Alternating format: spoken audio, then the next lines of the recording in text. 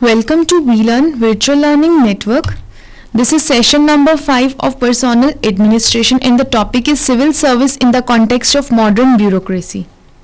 Topics to be covered are meaning of bureaucracy, types, features, role of bureaucracy.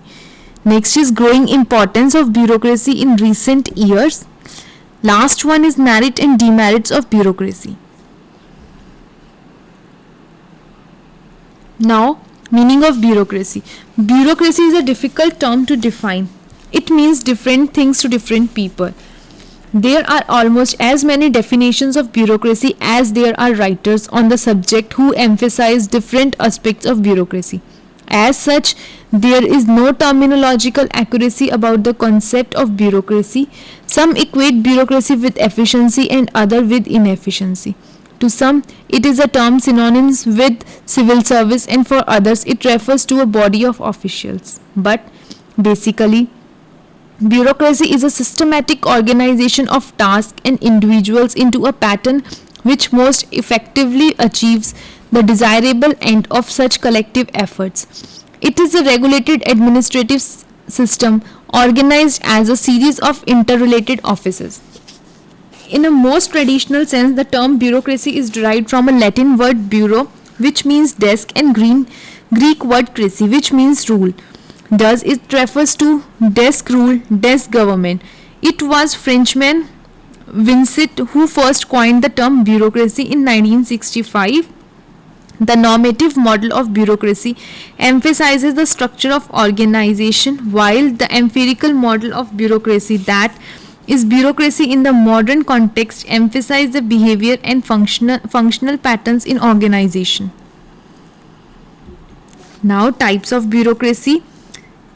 Fritz Morstein Marx has categorized bureaucracy into following 4 types: the guardian bureaucracy, caste bureaucracy, patronage bureaucracy, and the last one is merit bureaucracy. The guardian bureaucracy was prevalent in China up to the Edward of Sung period, and in Russia during 1640 and 1740. The bureaucracy comprised guardians who were selected on the basis of their education and were then trained in right conduct. They were considered the custodians of justice and welfare of the community.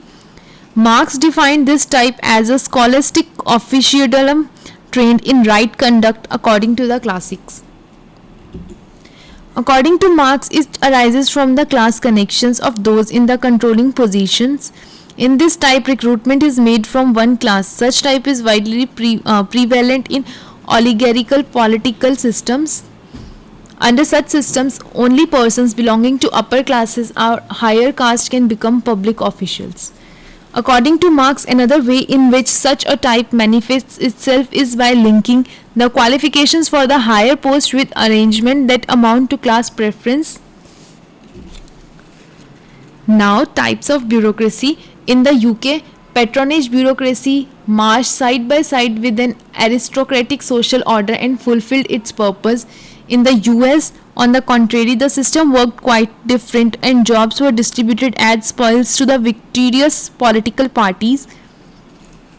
This system of patronage bureaucracy was condemned as an anachronism for its lack of technical competence, for its carelessness, discipline, its concealed greediness, its irregular ways, partnership, and for its absence of spirit of service.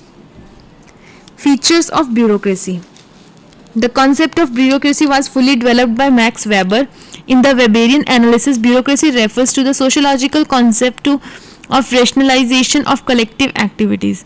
According to Weber, it is important for the constitution of modern complex societies, irrespective of its political complexion, capitalist and socialist.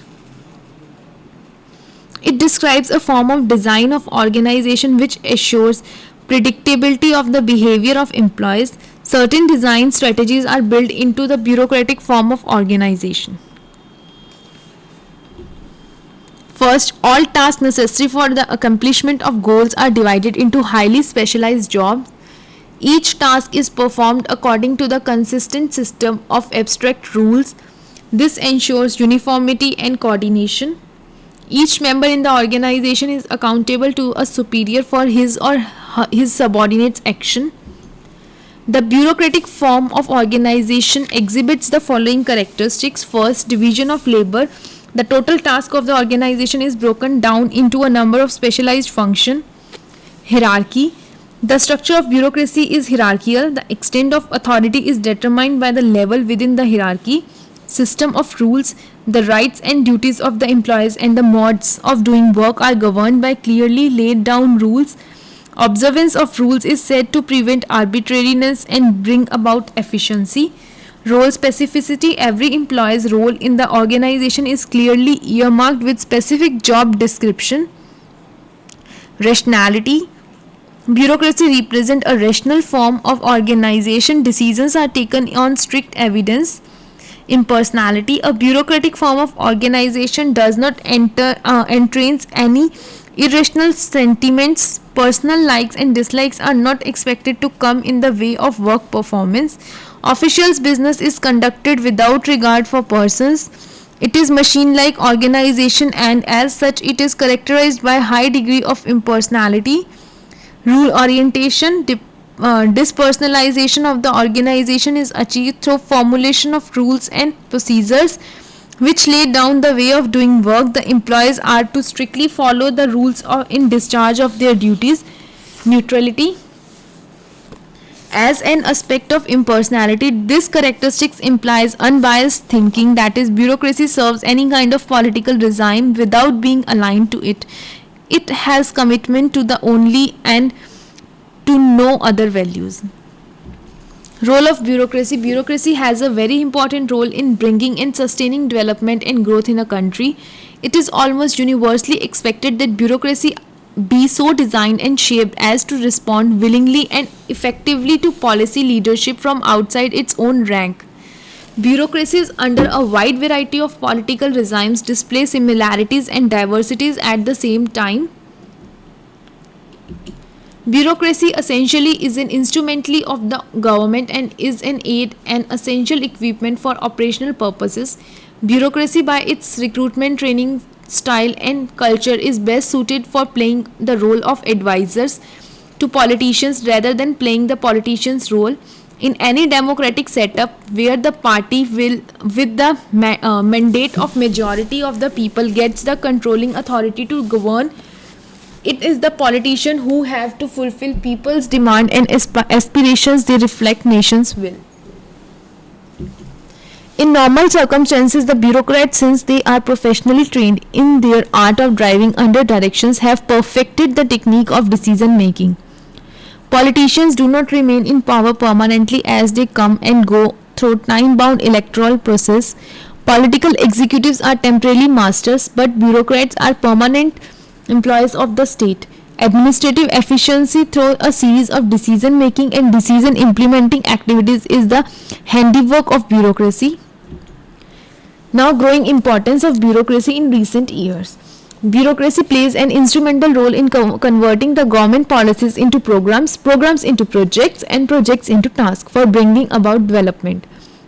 In a developing countries like India, government has to act as a regulator, mediator, underwriter, provides of services, promoter of national standards to decent living and economic and social diagnosticians and repairmen.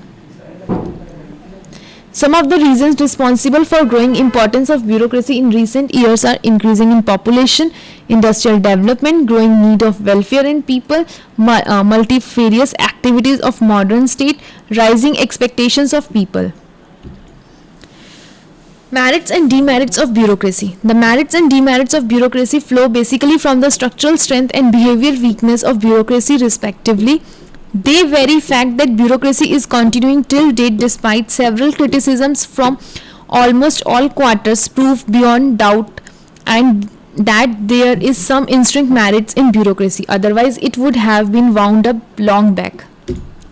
Bureaucracy's other structural features of hierarchy leads to distribution of authority and makes possible better and more effective supervision of work. Hierarchy facilitates orderly arrangement of superior-subordinate relationship and integrates the various roles of different functionaries.